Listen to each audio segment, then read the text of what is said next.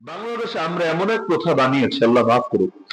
কোরআনের মাহফিলে পর্যন্ত দেখবেন কখনো সভাপতি হিসাবে এমন লোকের নাম থাকে যেই লোক নামাজ তো পড়েই না, ইবাদত তো করেই না, চুরি ডাকাতি দুর্নীতি সন্ত্রাসী আকাম কুকামের মধ্যে কোনো ত্রুটি রাখে না, কিন্তু তার জন্য থাকবে মঞ্চে বক্তার চাইতেও বড় চেয়ার।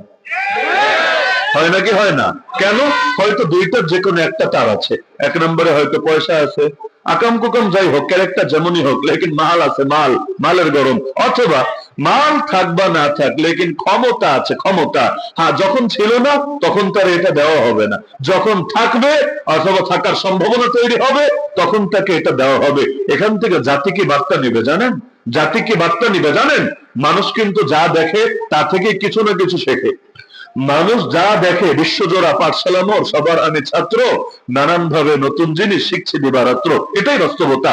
এক নম্বর হলো যার মধ্যে আল্লাহর ভয় যত বেশি সে তত বেশি দামি। তার মানে যার মধ্যে আল্লাহর ভয় যত কম সে তত কম দামি। এখন কোন নেতার মধ্যে যদি আল্লাহর ভয় কম থাকে আর কোন গরিব মানুষের মধ্যে আল্লাহর ভয় বেশি থাকে, আমাকে বলেন কে বেশি দামি? কে বেশি দামি? এবার একটা কষ্ট দিই আপনাদেরকে। বাংলাদেশে আমরা এমন এক প্রথা বানিয়েছি, আল্লাহ মাফ করুক।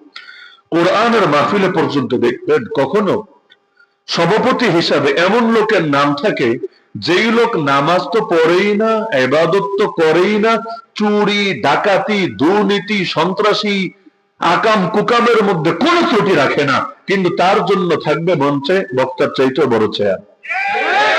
হয় নাকি হয় না? কেন? হয়তো দুইটার যে কোনো একটা তার আছে। এক নম্বরে হয়তো পয়সা আছে, আকাম কুকাম যাই হোক, ক্যারেক্টার যেমনই হোক, লেকিন মাল আছে, মালের গরম। অথবা মাল থাক বা না থাক, লেকিন ক্ষমতা আছে, ক্ষমতা। হ্যাঁ, যখন ছিল না তখন তার এটা দেওয়া হবে না, যখন থাকবে অথবা থাকার সম্ভাবনা তৈরি হবে তখন তাকে এটা দেওয়া হবে। এখান থেকে জাতি কি বার্তা নিবে জানেন? জাতি কি বার্তা নিবে জানেন?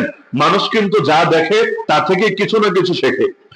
মানুষ যা দেখে, বিশ্বজোড়া পাঠশালা মোর, সবার আমি ছাত্র, নানান ভাবে নতুন জিনিস শিখছি দিবারাত্র, এটাই বাস্তবতা। যা দেখে তা শেখে।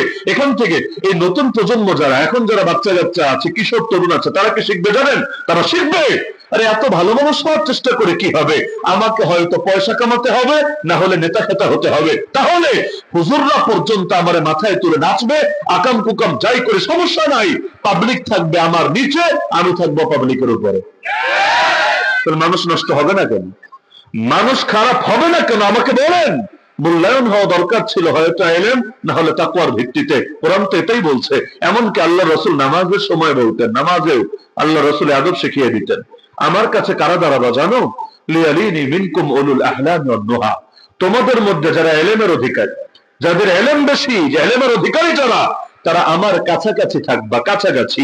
এমনকি এমন হালত হবে কোন কারণে ইমামের নামাজ যদি ছুটেও যায়, যেতে পারে না, উযু নাই, এমন হতে পারে না, অথবা উযু করেই নাই, আগে মনে ছিল না হঠাৎ মনে এসেছে, হতে পারে না।